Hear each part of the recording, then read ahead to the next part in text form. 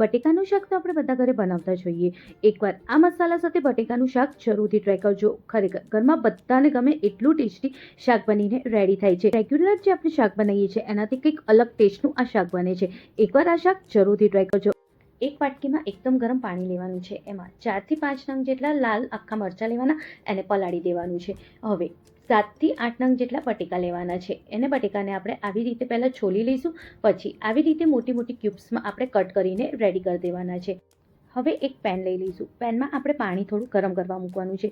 જ્યારે સહેજ પાણી ગરમ થઈ જાય ને એટલે બટેકાને આપણે એક ગરમ પાણીમાં ઉમેરી દઈશું અને હવે એ બટેકાને આપણે કૂક થવા દેવાનું છે. બહુ ઓવરકૂક નથી કરવાનું બટેકાને. બટેકા સોફ્ટ થાય ને ત્યાં સુધી જ આપણે બટેકાને કૂક કરવાના છે.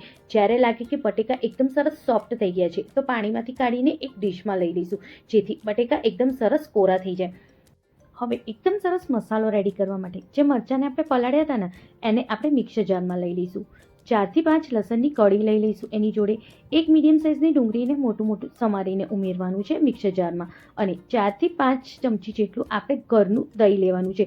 દહીં બહુ ખાટું ના હોવું જોઈએ. 1 ચમચી જેટલું જીરું અને થોડું આપણે કોથમીર ઉમેરવાની છે. બધાને વગર પાણીએ આપણે સરસ રીતે ક્રશ કરી લઈશું. એકદમ સરસ આપણું ક્રશ થઈ જાય ને તો આવી કંઈક પેસ્ટ બનીને રેડી થઈ જાય છે. એને સાઈડમાં મૂકી દઈશું. એક પેનમાં આપણે સહેજ સરખું તેલ લઈશું. બહુ ઓછું તેલ નહીં લેવાનું, સરખું તેલ લેવાનું, જેથી જે આપણે મસાલા શેકીએ ને તો બહુ સરસ રીતે શેકાય. થોડી હિંગ ઉમેરવાની છે અને 1 ચમચી જેટલું આખા દાણાને આપણે વાટીને ઉમેરવાના છે, જેથી જ્યારે આપણે દાણા તેલમાં શેકીએ ને તો એનું બહુ જ સરસ સ્મેલ આવે.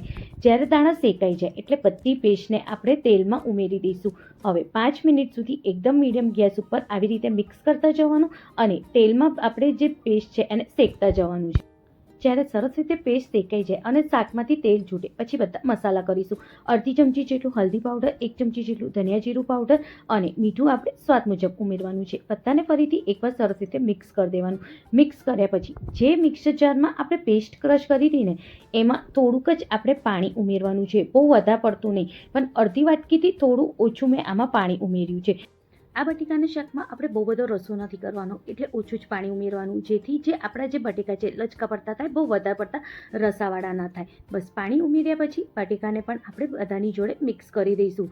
જ્યારે આપણે બટેકા ઉમેરીએ તો એકવાર સરસ રીતે આપણે એને મિક્સ કરવાનું, જેથી જે આપણો મસાલો રેડી કર્યો છે ને એની જોડે બટેકા એકદમ સરસ રીતે મિક્સ થઈ જાય. બસ આવી જ રીતે એકદમ સરસ રીતે જ્યારે બટેકા મિક્સ થઈ જાય તો મીડિયમ ગેસ ઉપર હજુ આપણે એને 2 થી 3 મિનિટ માટે સરસ રીતે શેકાવા દઈશું, જેથી મસાલા અને બટેકા એકદમ સરસ રીતે જોડે કૂક થઈ શકે. જો કેટલા સરસ બટેકાનું શાક દેખાય છે. હવે એને આપણે ઢાંકી દઈશું અને 2 મિનિટ માટે આપણે એને સરસ રીતે શેકાવા દઈશું. શેકાયા પછી ગેસની ફ્લેમ બંધ કરવાની અને ઉપરથી આપણે કોથમીર ભભરાઈ દઈશું અને એકદમ ટેસ્ટી અને એકદમ ચટપટા આપણા બટેકાનું શાક બનીને રેડી છે. કંઈક નવું અને કંઈક નવી રીતથી એકવાર આવી રીતે બટેકાનું શાક જરૂરથી ટ્રાય કરજો. આપણે એને રોટલી, ભાખરી, પરાઠા સાથે બી આસાનીથી ખાઈ શકીએ છીએ. આજની આ બટેકાના શાકની રેસીપી તમને કેવી લાગી મને કમેન્ટમાં જરૂરથી જણાવજો. થોડી બી અગર તમને મારી આ રેસીપી ગમી હોય તો તમે એને લાઈક, શેર, કમેન્ટ જરૂરથી કરજો. મળીએ એક નવી રેસીપી સાથે. Thank you.